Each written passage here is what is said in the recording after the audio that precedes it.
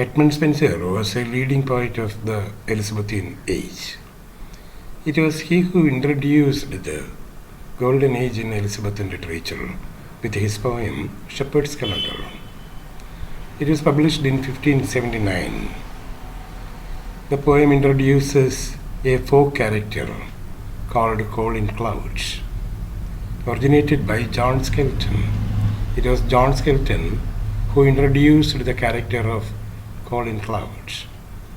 Spenser borrowed the character from John Skelton, and in the poem Shepherd's Calendar, he is introduced as a shepherd, Colin Cloud.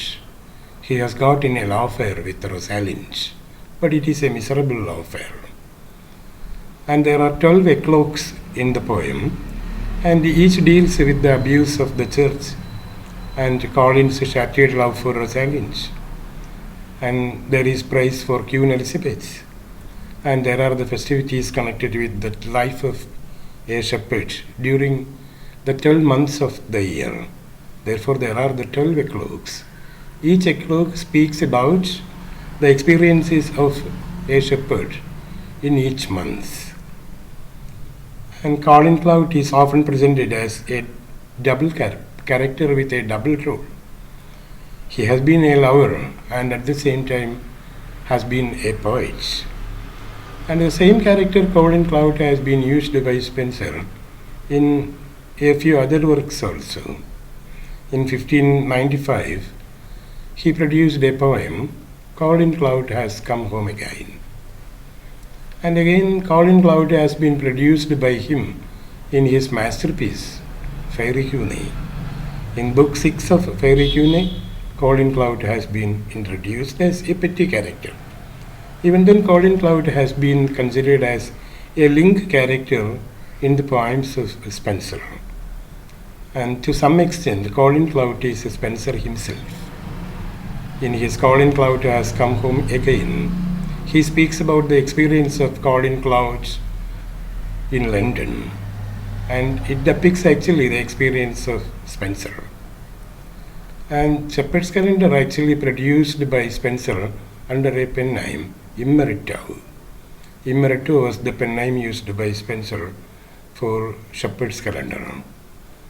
And Faerie Queene seems to be his masterpiece. It was produced in 6 books. And he actually wanted to produce 12 books, but he could complete only 6 books. And as he was preparing the 7th book, he became dead. And 10 years after his death, the few fragments written for the 7th book have been published under the title Mutability Cantos. And the 6 books speak about 6 Christian virtues and also the evils. The virtues and the evils. And Arthur, King Arthur, has been the link character for all these poems. Spenser actually wanted to produce 12 poems, but he could complete only 6 and a few fragments for the 7th book. And in the same time, Spenser produced other poems like Prothalamion, Epithalamion, and he also produced a sonnet sequence called Amoretti. Spenser fell in love with Elizabeth Boyle in Ireland, and he produced a sonnet sequence called Amoretti that contains 89 sonnets, and they are addressed to Elizabeth Boyle, speaking about his love to Elizabeth Boyle. And Epithalamion was actually produced as a marriage song to celebrate his marriage with Elizabeth Boyle, and it was published in 1595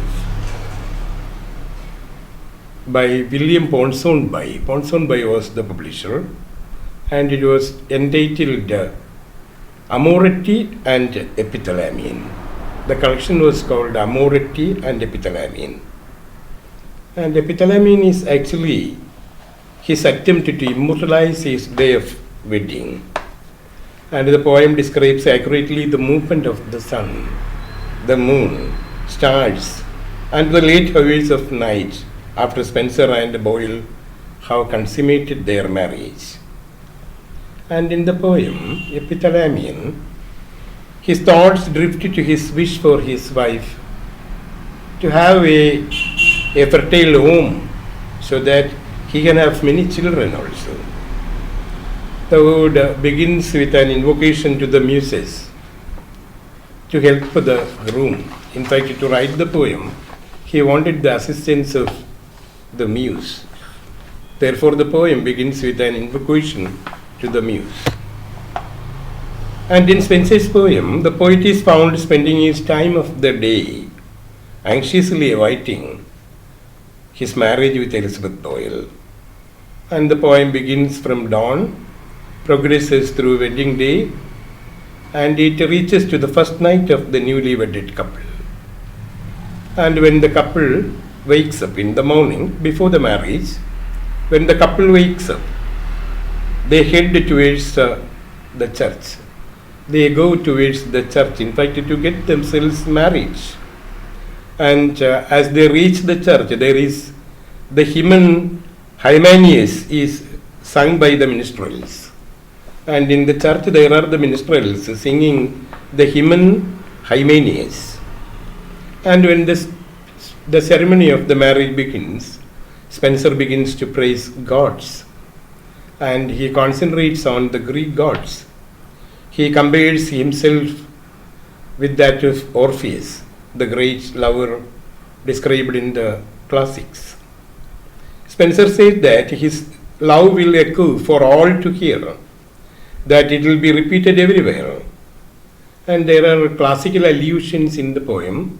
There are many allusions to the Greek gods and goddesses. And Echo is also referred to. Echo was a nymph who fell in love with Narcissus. Narcissus became dead only through his self-love. Narcissus became attached to his reflection found on the water, on the pond, and he looked into the reflection and remained there for many days and became dead by looking into his reflection. And he became dead only through his self-love. And Echo was his lover. And Echo is found waiting at the pond for Narcissus. And Echo has been introduced by Spenser in this poem. Spenser calls Hymen, the god of marriage, to aid him so that the marriage of Spenser with Elizabeth Boyle will last for a long time, like the immortality of Tithonus. Again, Tithonus is also referred to. And we have one poem written by Tennyson under the title Tithonus, speaking about Tithonus becoming immortal, but becoming very old, far old. He was given immortality by the goddess of dawn, Aurora, and he has become very old so that he is not able to walk or to stand upon.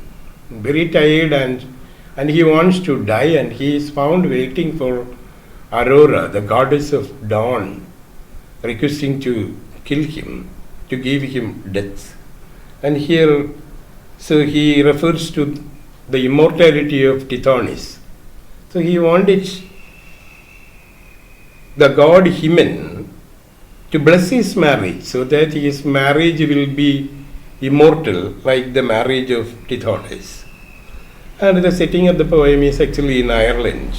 And it was in Ireland he found Elizabeth Boyle, and the marriage also took place in Ireland.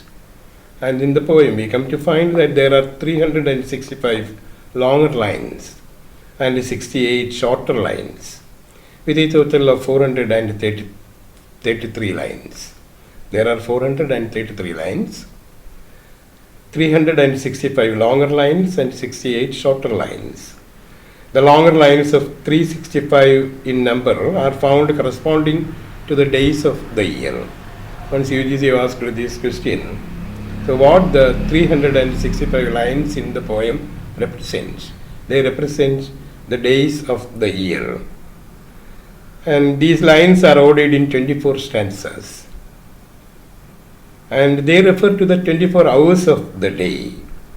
And the first 16 stanzas describe the day, the experiences of the poet during the day, and the last 8 stanzas. Totally there are 24 stanzas. The first 16 stanzas refer to the experience of the poet during the day, and the last 8 stanzas describe the night. And each stanza contains either 18 lines or 19 lines, except stanza 15, and it has got only 17 lines. And the last stanza is to be called the envoi of the poem, or its conclusion, and it has got only 7 lines. So the number of the lines in each stanza is different. And the suitor of Amoretti, in Amoretti we come to find the poet being introduced himself as a suitor there. He is a suitor, and his lady is called the beloved. In his sonnet sequence, the suitor is the poet and the beloved is Elizabeth Boyle, but here it is altered.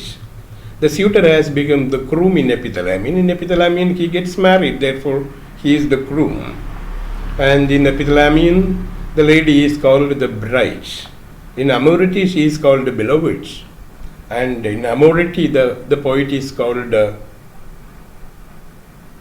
suitor.